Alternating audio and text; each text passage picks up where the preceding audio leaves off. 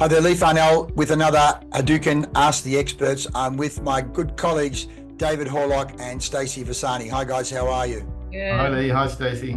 Hi David, hi Leigh. Now today guys, we're going to be talking about startups, customer promise, market regulations, and particularly scaling and systems. And I know David loves this particular quote around timing.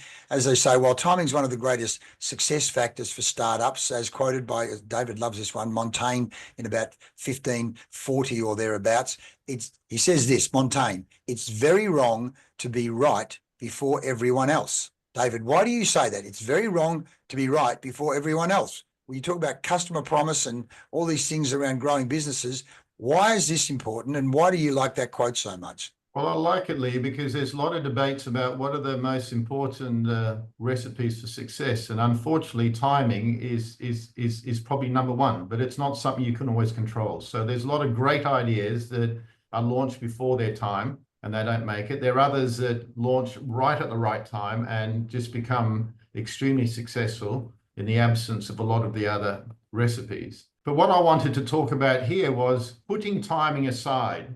The other three very, very important aspects of startups is number one, what is your customer promise? And Leigh, you'd be surprised with how many people really haven't thought about this and put it on the drawing board and brainstormed it, What are you actually going to deliver to the customer? What is the promise? Because if you don't get the promise right, it's very hard to build an ecosystem of systems and processes to deliver on that. And the promise could be heritage, it could be culture, it could be production process, could be ESG attributes, it could be taste, it could be, a whole heap of aspects, but it's worth working out because there's usually a lot of hidden gems which are left on the table there. Number two, market and regulations. Who are you selling to and in what country? Because there are a whole host of product protocol and market access requirements that you're going to have to overcome as a prerequisite to either get into that supplier or get into that country. And if you don't know what they are, what systems and processes are you going to build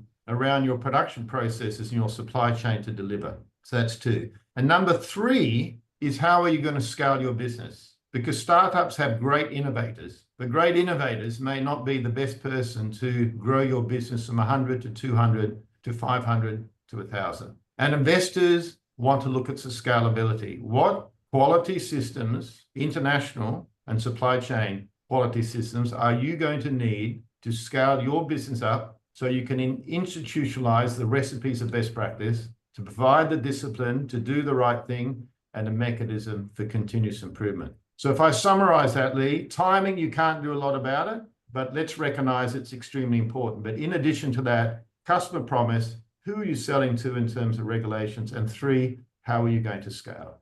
Fantastic. You really hit the mark there. And Stacey, how does this then relate, timing and all these other factors David's talked about, customer promise and scalability and systems, how does that then relate to the area of finance? Well, I guess from the investor perspective in particular, investors always place higher value on businesses that are scalable. So the investor generally wants to take, unless it's a fresh startup focusing on a particular market, generally investors are looking at, okay, how can we take this to the next level? How can we grow the value of this business over our investment timeline, our investment horizon? And operational leverage is a key factor. So, scalable businesses with high operational leverage, as in revenue that can grow faster than the costs. We don't want to scale the business only to have costs scale up at a greater speed than the revenue. And how do we get to this point? Well, we need to have process-driven efficiencies and repeatability, as David mentions. This is where best practices can come in, international standards,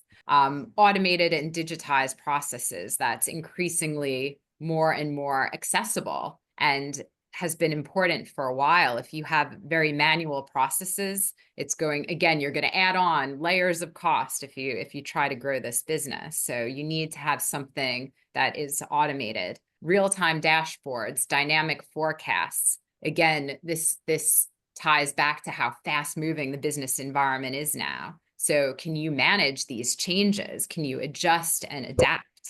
Resilience is the key here. Wow, there's so much great material you guys have just shared there, and so important around customer promise, the scalability factor, and then the power of using systems, international best practice standards to institutionalize that scalability. As you say, David, timing really is about luck. You can't control that, but all these things we've spoken about around customer promise, mapping that promise, the market targeting, the regulations, the use of standards, and then how that then meets investor needs and buying criteria is really fantastic. Thank you, guys.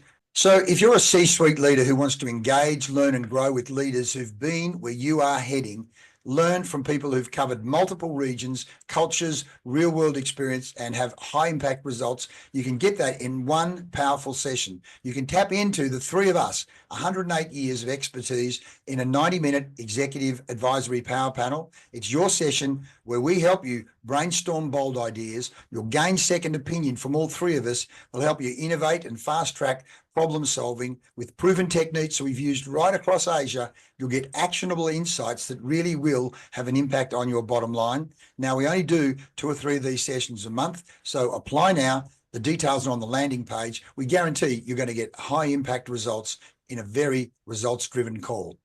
David, Stacey, thanks very much. Thanks, Leigh. Thank you, Leigh. Thanks, Stacey.